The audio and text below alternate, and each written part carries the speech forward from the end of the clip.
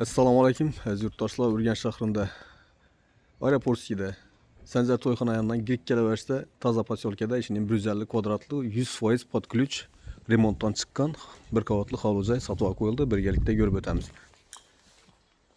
Ko'chamiz keng tushgan, bu yerda mashina qo'yish uchun beklab bu garaj hisoblatib qo'yibdilar. Kanalizatsiya bir yerga chiqqan, gaz so'lchiklarimiz yerga o'rnatilgan, svetlarni so'lchik ham yerga o'rnatilgan. Eshikimiz yorma demir yaxshi sifatli eshik. Bismillah deb videolarimizni boshlaymiz.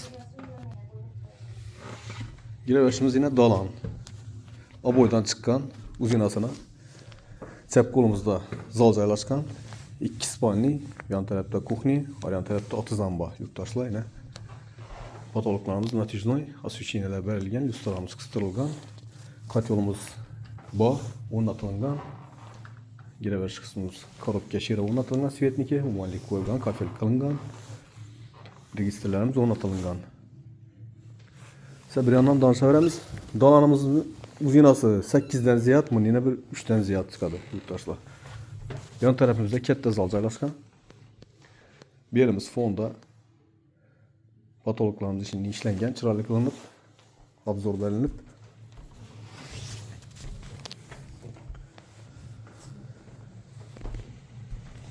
Tochkamiz yaxshi joyda joylashgan.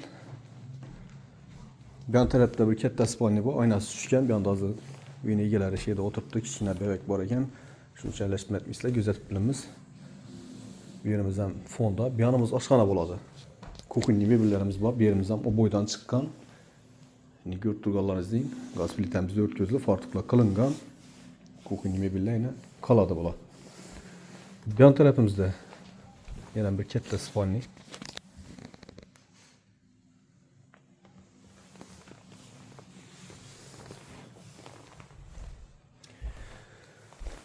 Kaç ol işlet tuttu, sıkkına, gaz, su sivetlerden muamma yok birlede.